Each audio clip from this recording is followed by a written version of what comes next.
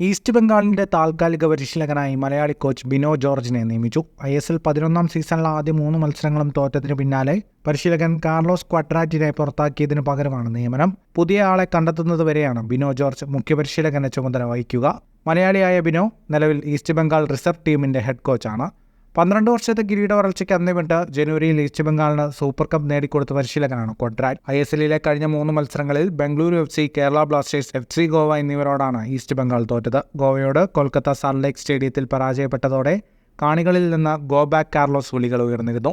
ഇതിനു പിന്നാലെയാണ് ടീം മാനേജ്മെന്റിന്റെ നടപടി. ഇതോടെ ISL പരിശീലകനാവുന്ന ആദ്യ മലയാളി എന്ന നേട്ടം ബിനോ ജോർജിന് സ്വന്തമായി.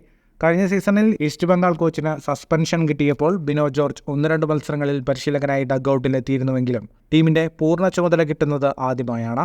ഐ-ലീഗിൽ ഗോകുലം കേരളയുടെ പരിശീലകനായിരുന്ന ബിനോ കേരളത്തിന് സന്തോഷ് ട്രോഫി നേടിത്തന്ന പരിശീലകനാണ്. കേരളത്തിൽ നിന്ന് പ്രോ ലൈസൻസ് നേടിയ അപൂർവം പരിശീലകരിൽ ഒരാളാണ് ബിനോ ജോർജ്.